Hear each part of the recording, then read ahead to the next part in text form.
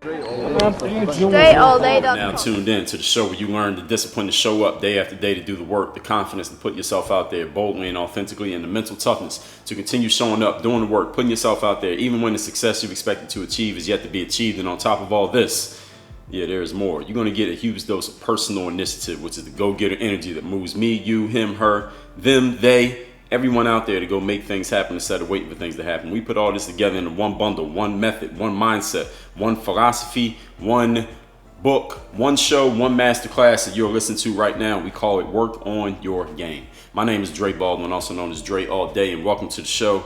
And ladies and gentlemen, I got to be honest. I have so much fire fucking material on the way that you wouldn't even believe it, man. I got so many that I want to do, so many that I'm gonna do that is coming soon to you. I would suggest that if you knew what I knew, you would make sure that you catch every one of these masterclasses that comes out every single day for the foreseeable future, because I got so much fire coming. Listen, you wouldn't believe that you're getting what you're getting at the price that you're getting it for. So now, all that being said, now that I made sure I put that out there, this is my duty to do so. Today's topic is working on your nonverbal communication skills. Now, this is something that we talked about. We touched on a few episodes back. We were just talking about communication and ways that we were talking about social skills, how to know when someone is well equipped as far as their social skills, or when someone has strong social skills. And your nonverbal communication is a huge element of that, simply because most of the ways that we communicate, the way that we pick up communication from others and the way that others communicate with us is non-verbally. It's not the things that we actually say, the words that we say. It's the way we say things, the tone in which we say things, our body language when we say things. All of that is really what we pick up on from people. But because the one that we notice consciously is the words, we think it's the words that's the main thing, but it's really not. So that's why working on your nonverbal communication skills is so important, and why we're giving a whole masterclass to this exact topic, that you got to make sure you master these nonverbal skills, because if you don't master them, they'll be working against you rather than working for you. And as we talked about, like I said, people read these nonverbals more than they read your verbals, and the words that you speak are not nearly as important as most people think they are. Your nonverbal communications are really what leads to people's perceptions of you. So if you think that if you want to change the way that people perceive you, you might think that what you need to change is what you say, but really what you need to change is how you say it, how you look when you say it, your energy when you say it, the tone behind it, whether you believe it or not. All of those play a much bigger role than the actual words that you're speaking. And that's today's subject, sharpening your nonverbal communication. So let's get right into it. Again, the topic, working on your nonverbal communication game, working on your game, nonverbal communications wise. Point number one, the first thing that you can do to work on your nonverbal communication is the easiest thing that you can do. This is the easiest thing that you can control. It is to fix your posture. And when I say posture, I'm not talking your metaphorical posture as far as your confidence and your belief and what people think about you. I'm talking about your actual literal posture, meaning what is the way that you are holding your physical body when you sit, stand, and move. That's what I'm talking about when I say your posture. Check your shoulders. Are your shoulders back? Is your chin up? Are your eyes forward? How you position your body influences how you feel about yourself, and how you feel is reflected in your posture. So these work with each other. If you want to change how you feel, change your posture. And if you change your posture, you're going to change how you feel. And if you notice that you're not feeling really good, it's probably because of your posture. And if your posture is not good, you'll probably notice that you're also not feeling good. They all work together. When you're feeling great, your posture will reflect that you feel great. Somebody can look at you and tell that you feel great just by looking at your body without reading your thoughts. And if you don't feel good about yourself, somebody can tell that also just by looking at your posture without knowing what's going on in your life, not knowing who you are. They don't even have to know your name. They can tell, they can diagnose this just by looking at the way you are holding your body. They work with each other. All right, it's a symbiotic relationship between your feelings and your posture. And although we are not always conscious of it, we make inferences about other people based on these small, very small details of their posture. Not even the big things, but the small things. Thusly, this is a simple way to get people seeing you as confident, believable, trustworthy, and successful. Did you catch that? If you want to walk into a room and you want people to look at you and say, that person looks confident, that person looks believable, so I'm going to believe what they say. They look trustworthy, so I'm going to do what they tell me to do. And successful. That person looks like somebody who's going somewhere, who's doing some things. That means I want to look up to this individual. If you want people to feel that way about you, they want you want people to think that you're confident, believable, trustworthy, and successful. The quickest way that you can do this is to fix your physical posture. And I'm not talking about just right now, today, in the moment. I'm talking about all the time. You need to change your posture as a habit. You need to change your habits of posture. So there are, of course, other elements to go into this, of course, but this is the basis of it. Better posture will also, scientifically speaking, physiologically, wait, let me get this right. Physiologically, I believe that's a word. If it is, I'm just learning it, as you can see. That'll help your physiology as far as helping your spine. It'll help your breathing, improve your breathing. You'll take in more oxygen, and thusly, your energy will be a whole lot better. You'll feel more awake and alert when you assume the pose of someone who is awake and alert. I mean, it's simple enough, right? So what is proper posture, quote unquote proper posture? If you were, wherever you are right now, if there's a flat wall anywhere in the room or outside, wherever you are, stand up against the wall. And here's what you need to do. There are 4 points on your body that you need to make sure are all touching the wall.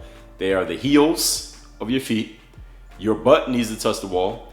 Your shoulder blades should touch the wall. And the back of your head should touch the wall. When you have all 4 points touching the wall, lean up against the wall, not lean, but stand against the wall. Your heels, your butt, your shoulders, and your head. When they're all touching the wall, that is proper posture. That's the way that your body was made to be standing that way. Your skeletal system was made to be held that way.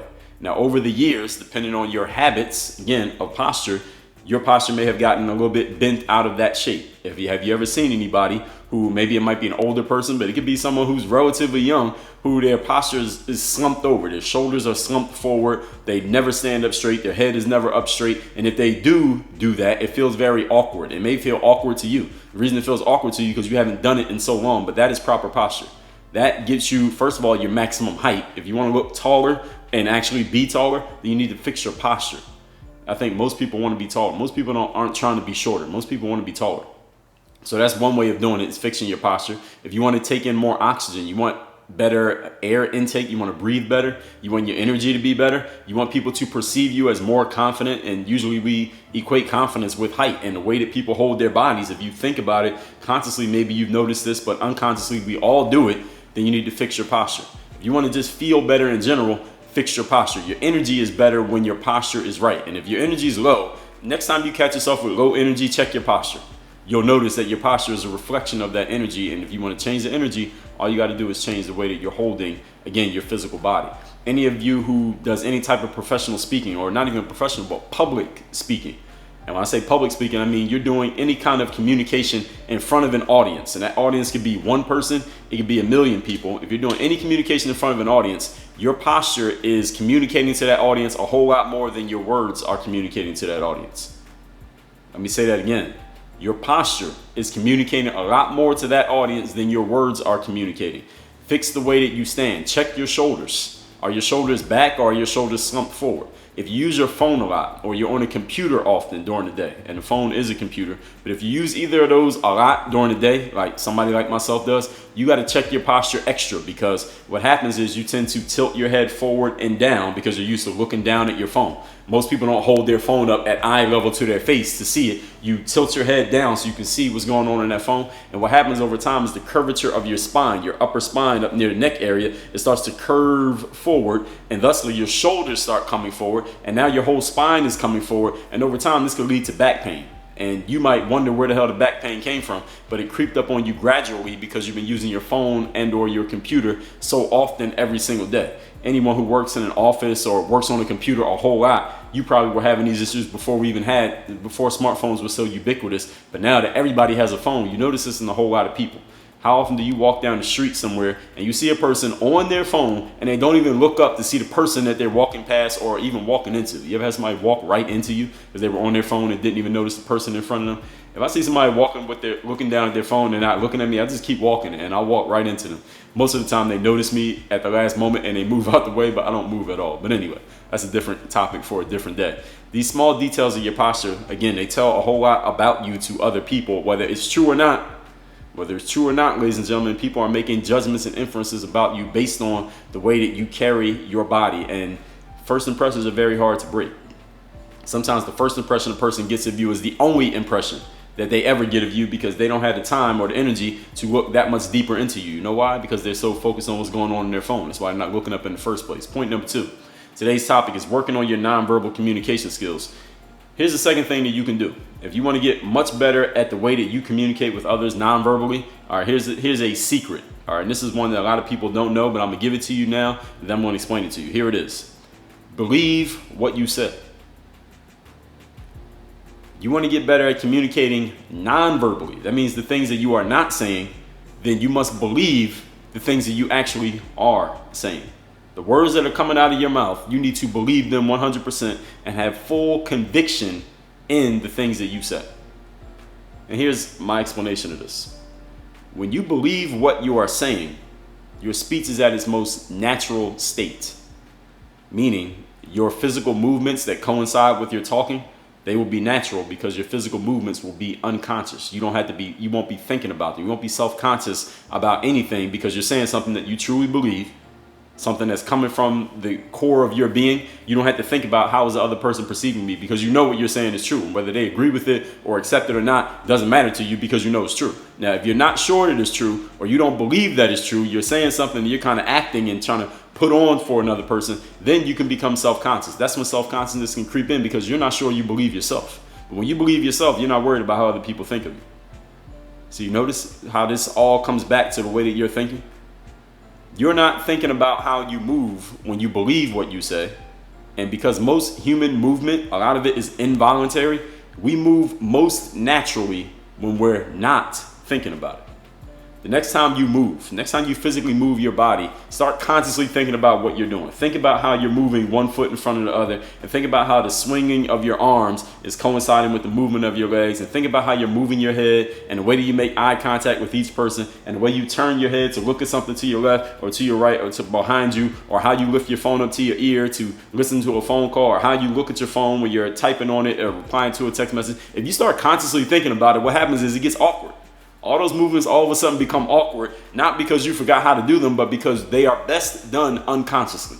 They're best handled by your subconscious mind, not by your conscious mind. So the conscious mind and the subconscious mind, both are very powerful, but they both have their roles. They both got to know their jobs. Just like on a basketball team, there's somebody whose job is to shoot the threes, and somebody else's job is to grab the rebounds. And the rebounder shouldn't be shooting threes, and the three-point shooter shouldn't be trying to grab all the rebounds. Everybody got to know their role.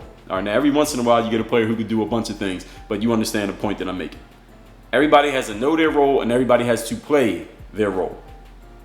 Your conscious mind's role is to do things that you need to think about, and your unconscious mind's, your subconscious mind's role is to do all the other things. And there's a whole lot more things you don't need to think about, because remember the human limitation. We can only focus on consciously one thing at a time. Your subconscious mind could do 1,000 things at the same time, while you're not even thinking about the fact that they're happening, like breathing. Like, when's the last time you told your heart to beat? When's the last time you told your lungs to breathe? When's the last time you told your feet to move, to walk? You don't have to do that. If you exercise, you don't have to tell your body to do the movements. You know what the movements are. All you have to do is get in position, get the weights in your hand, or get outside on the ground and run, whatever, or get on the bike and start pedaling, and you unconsciously do it. You don't have to tell your legs to pedal the bike, if you know how to ride a bike, that is. Unconscious movements are much more natural than conscious movements. This is why when a person becomes self-conscious, maybe you've experienced this, you start thinking about every single thing that you're doing, and the more you think about it, the more unnatural it becomes. The more you're thinking about it, the harder it is to do it, and then you start messing up on things that you know you can do. You know why? Because your conscious mind, which is infinitely slower than the subconscious mind, even though the conscious mind is very fast, subconscious mind is even faster. All right, it's damn near faster than the speed of light. The conscious mind gets in the way, and it starts messing everything up. Now, you ever had a job that you were handling perfectly fine, but then somebody jumped in and tried to help you, quote, help you, close quote, with the job, and all of a sudden everything got all fucked up because they got in the way? All right, that's the same thing that happens when you consciously start thinking about things that you shouldn't be thinking about, such as how I'm walking, how I'm talking, how I'm moving, how I'm looking, the expression on my face when I'm talking, the movement of my hands coinciding with my speech. We move most naturally when we're not thinking about it. People become, when you're self-conscious and worried about how you're being perceived, your movements become much less fluid, less natural, and generally they become incongruent with the words that you're speaking. And guess what? People notice this. Have you ever been talking to someone or listening to someone talk and you noticed it was just something that told you that their movements were incongruent with the words that they were saying? So therefore, no matter what they said, you just didn't believe them. Or you ever just listen to somebody talk and you just didn't believe what they were saying, but you couldn't quite put your finger on why you didn't believe them? This is probably one of the reasons why. Because their physical movements, their body language, their nonverbal communication was incongruent with their verbal communication. And the thing is, here's the thing, they might have been telling the truth, but because they were so self-conscious about what they were saying, because maybe they didn't quite believe it yet, they didn't have full conviction in what they were saying yet, that maybe it's the first time they ever said it, they didn't believe it, therefore non-verbally they communicated that they didn't believe it, you picked up on it, and though you couldn't identify why you didn't trust them, and therefore you said no to whatever their proposal was, even though they had the right stuff. This is what happens to people every single day. They don't believe what they're saying, even though what they're saying is true. And because they don't believe it, they communicate non-verbally that they don't believe it. Other people pick up non-verbally that they don't believe it. And they say no, even though neither side can explain exactly what the hell happened. Every single day this happens to people. This is a tragedy. One way you can get over this is make sure you prepare your ass off with whatever it is you want to say to somebody, even if it's your first time saying it, so that you are believable when you communicate it. If you're saying it for the first time at the performance, then there's a good chance you might mess it up, even though what you're doing is absolutely right. Or another reason why a person may be communicating in a way that you just don't believe them, if something seems off about them, is if they're actually lying. If they're actually not telling the truth, if whatever they're saying is actually not good for you, you'll pick up on that. You might not be able to identify why you're not quite seeing it, you're not quite connecting the dots, but something will be telling you. Your instinct will tell you something's wrong here. Now, another problem, which is for a different day, different conversation here, is that even at times when our instincts are telling us that something's off about another person, we overrule the instincts consciously and we go with the thing that we know is wrong. And only later on do we say to ourselves, you know what? I knew this was wrong from the beginning, but I did it anyway. Have you ever made that mistake? Yeah, I'm sure you have. We all do it. Because our conscious minds speak at a conversational tone. Like the tone I'm talking at right now, this is the volume that your conscious mind speaks to you. Your subconscious mind speaks to you at a whisper. So if they're both talking at the same time, which one are you going to hear? Or the only one that you can hear. It shouts down your subconscious. This is why you got to learn to shut your conscious mind off in order to hear what your subconscious has to say. This is the value of doing something such as meditation. When your movements are generally incongruent, your nonverbal communication, something is off about you. Other people sense it. And when you don't believe your own words, it's hard to be natural. All right, then you got to try to be natural. You ever tried to be natural? You ever told somebody, yo, just be natural? And they go anything but natural? That's because you're thinking about it. When you're natural, you're not thinking about it. If you got to tell yourself to be natural, you got a problem. Something that, if you're saying something that's new or you're not sure how your audience will respond to it, you must prepare ahead of time and be ready to deliver, because anything can become natural with enough practice and with enough repetition. Even if you're telling something that's not true, even if you're lying, if you practice it often enough, you get comfortable with it and you can make it feel natural to other people.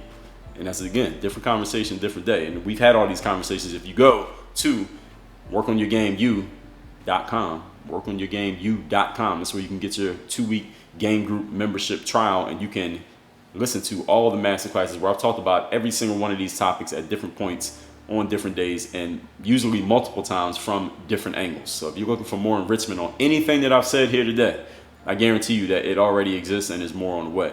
Again, that's at Work On Your Game University, workonyourgameu.com. Point number 3, today's topic, working on your nonverbal communication skills. Breathe deeply. Learn to relax. Train yourself to relax is a better way of saying it. Through meditation is one good way to do that. Learn to make eye contact. Take up space wherever you're at in any place. Don't make yourself small. Make yourself bigger. Release all your self-consciousness. Now, all of these that I just told you to do, I could make a whole point on each one of them, but all of them fall under the umbrella of one thing: raising your confidence. When you are feeling fully confident, you will breathe more fully. You'll take in more oxygen into your lungs. You will be more relaxed when you're fully confident. You will make stronger and hold longer eye contact with other people when you fully believe in yourself and in what you're doing. You will take up space in any environment you are a part of because you don't mind people noticing you and paying attention to you. As a matter of fact, you want people to notice and pay attention to you when you're fully confident because you want to be seen. You want people to see you in all your splendor. You will release all self-consciousness when you're fully confident. You don't have to worry about how people are perceiving you. As a matter of fact, you don't give a damn how people are perceiving you when you're fully confident. You want them to be conscious of you. You want them to notice you, but you're not worried about how they're perceiving you or if they're noticing you. They all fall under the umbrella of confidence. So I would suggest that number one, you read my book, The Super You, Unlocking and Living with Your Highest Level of Confidence, which you can get at workonmygame.com/super. And read the Super You chapter that is in my book, Work on Your Game. It's a whole chapter that I did on confidence. So if you had a book, Work on Your Game, and you can't remember everything from the Super You chapter, that means you need to read the book again. If you got the audio book, you need to listen to it again. And if you don't have both, then you should get the one that you're missing. When you're in a state of full confidence, you breathe easier, you're relaxed, you hold eye contact, you're not worried about people or how they're thinking of you or what they're saying about you, if anything. All of these are part of the self-fulfilling cycle of confidence.